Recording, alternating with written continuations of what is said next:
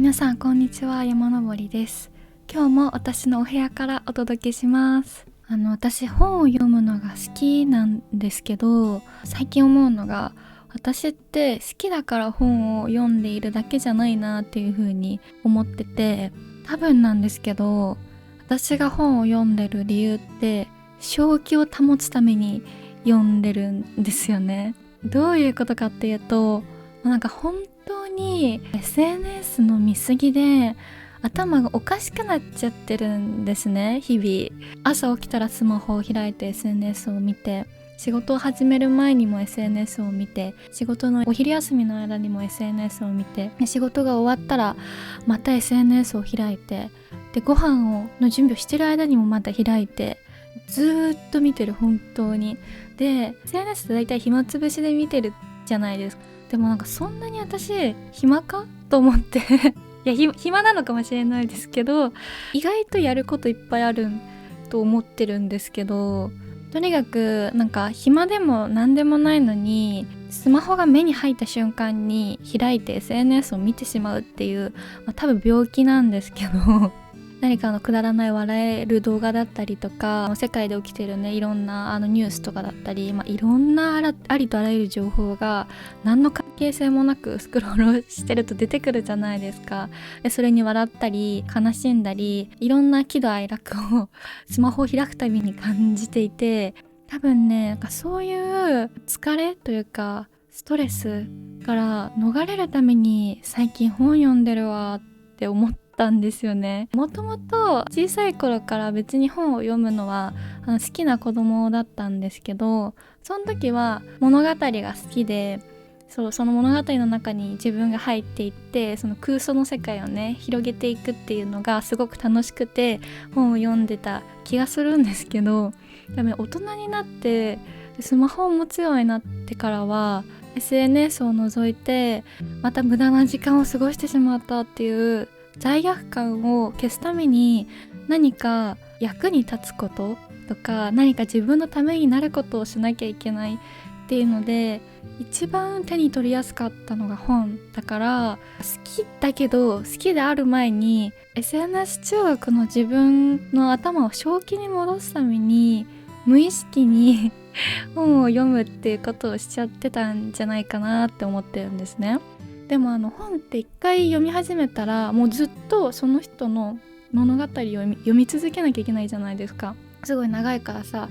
1時間くらいで読み切れるものもあるかもしれないけど、基本的にはもっと長い時間をかけて、さらにそれを読み終わった後にも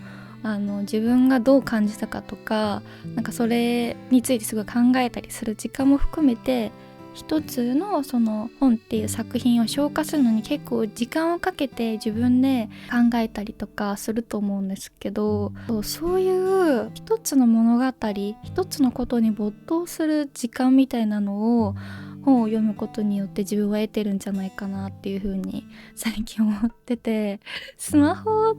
やめろよって感じなんですけど、スマホがない前の世界に戻れない気がする。だって今もこうしてさ、スマホに向かって喋ってるんだからさ、何してくれちゃってんのって感じなんですけど本のいいところって、その他人の人生だったり他人の深い思考っていうのにちゃんと時間をかけて向き合えるっていうのはすごくいいなと思っていて、 SNS って瞬間的に消費できるコンテンツなので、伝えるべき他の視点だったり補足だったり、その意図とか背景を一緒に伝えるべきなのに、本当にワンセンテンスくらいしか伝わらなかったりするから、そうじゃなくてもっと広い視野で長くそのコンテンツについて考えるっていう、そういうものに飢えているのか、そういうことでもしないと SNS という中毒性の高い危険なコンテンツから自分を守るためにはもうやっていけないんじゃないかっていう気がしています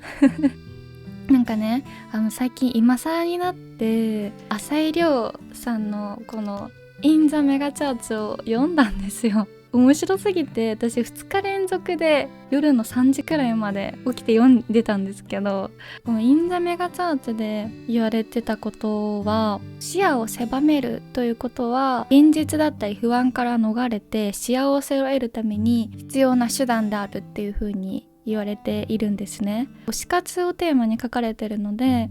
その自分の時間とか労力を全て推し活のために注ぎ込む人々の様子やその愚かさみたいなことについて書かれているんですけども、これって他のジャンルでもすごく言えるし、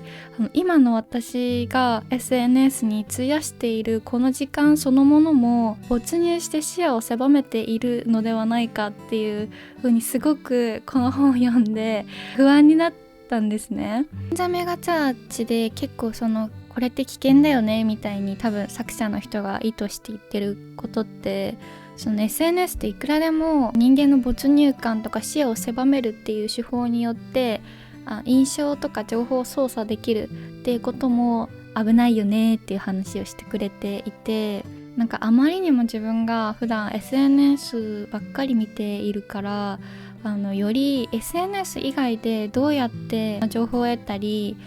日々の生活のヒントを得られるかっていうことについてもっと真剣に考えなきゃいけないなって思いました。そういう風にいつもの自分と変えるためには環境を変えるっていうことがすごく大事かなっていう風に思うので、最近はそれを知ってか知らずかめちゃくちゃな頻度で旅行に行きまくって、いろんな土地でいろんな人と話したりとかしてるので、それが何かいいきっかけになってくれたりしたらいいなっていう風に思ったりしましたね。なんかさ、なんで推し活流行ってるかっていうことの要因の一つで孤独、現代社会の人間の孤独があるっていう風に書かれてて、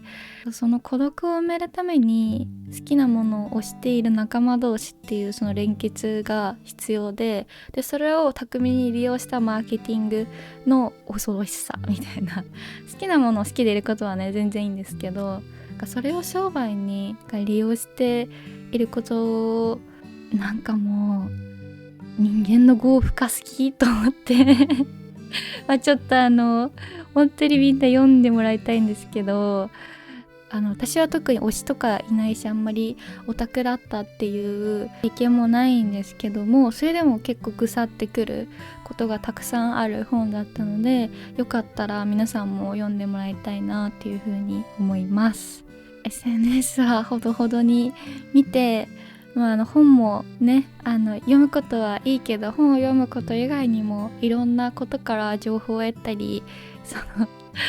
現代社会、私たちが持っている SNS スマホ依存症から脱するための方法をみんなで一緒に考えていきましょうというお話でございました。はい、